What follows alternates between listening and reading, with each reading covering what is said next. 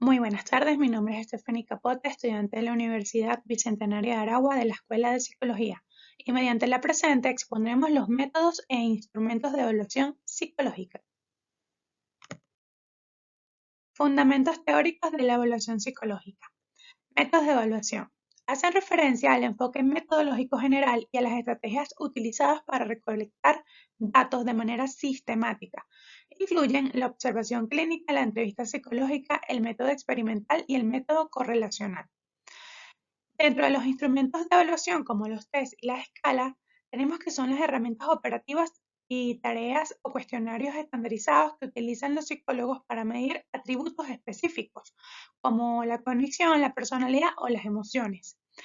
Dentro de la consistencia y las garantías científicas para que un instrumento sea válido, tenemos que debe cumplir con propiedades psicométricas estrictas, como la confiabilidad, que radica básicamente en la consistencia y la estabilidad de la medida en el tiempo o entre evaluadores. La validez, que es el grado en que el test mide realmente la variable que se pretende medir. Y tenemos su utilidad. Dentro de la utilidad tenemos que su valor radica en la capacidad de objetivar constructos abstractos, predecir conductas, diagnosticar patologías según los criterios internacionales y guías y planes de tratamientos basados siempre en evidencias.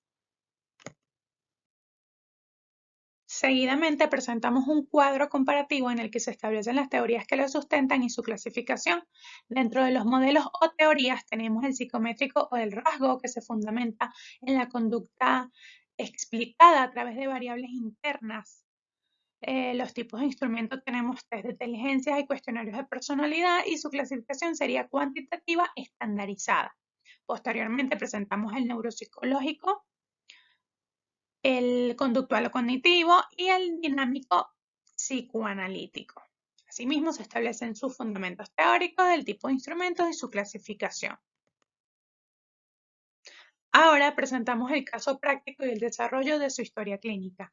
En principio se establecen todos los datos del paciente. En este caso es una femenina de 79 años de edad, de nombre Silvia.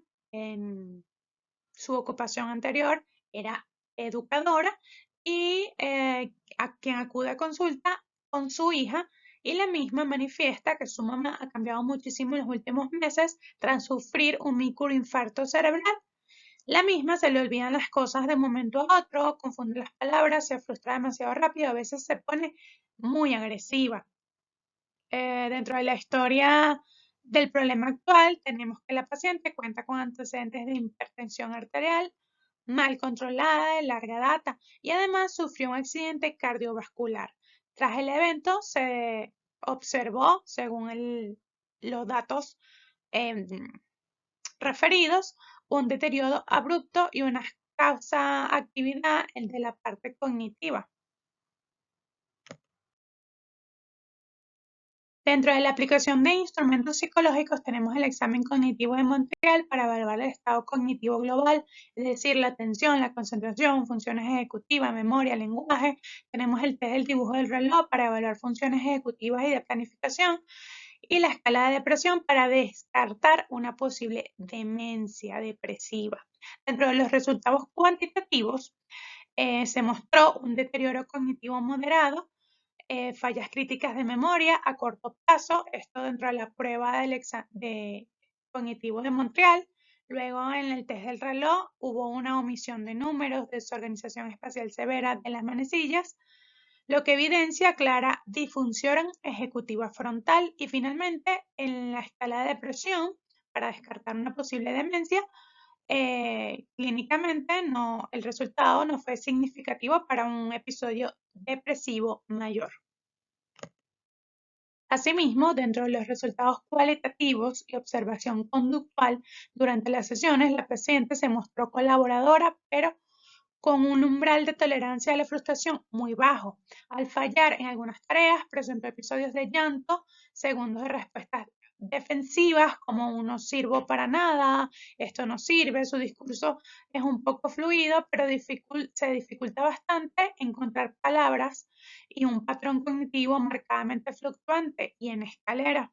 El plan de tratamiento, abordaje y seguimiento Se plantea desde una perspectiva multidisciplinaria, es decir, con neurología, terapia ocupacional y un apoyo familiar muy importante, con una frecuencia de 2 sesiones semanales para iniciar. La fase de psicoeducación y soporte del cuidador entre la semana 1 y 2 debe tener una intervención con la hija, que es la cuidadora principal, para explicar el curso en escalera de la demencia vascular, pautas del manejo de la conducta ante la agresividad presentada por su madre. La estimulación cognitiva funcional, que es continua durante los 6 meses, debe realizarse con sesiones estructuradas sin forzar al fallo.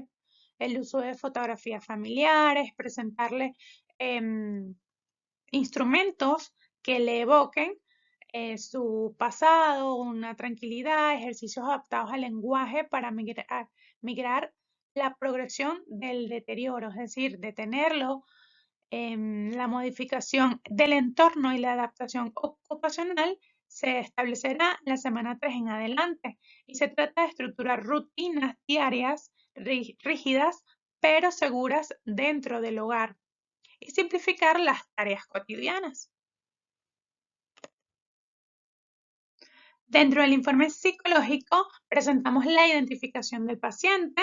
Como ya hemos establecido, es una femenina de 79 años de nombre Silvia y en la descripción clínica y las pruebas aplicadas tenemos que es una paciente femenina de etapa de vejez tardía que asiste acompañada de su hija y la misma presenta un cuadro clínico caracterizado por deterioro de inicio abrupto de la memoria. Las pruebas aplicadas fueron el examen cognitivo de Montreal, el test del reloj y el examen para descartar una posible demencia depresiva. Dentro de la conclusión diagnóstica se constata un deterioro clínicamente significativo en múltiples dominios cognitivos que interfiere con su independencia funcional.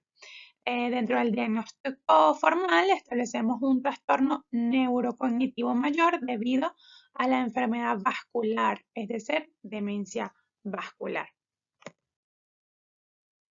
Finalmente, dentro de las recomendaciones clínicas, se establece iniciar de inmediato el plan de estimulación cognitiva, mantener un estricto control metabólico e hipertensivo con neurología y medicina interna y brindar acompañamiento psicoterapéutico de apoyo a la cuidadora principal para prevenir sobrecarga. Muchísimas gracias por su atención.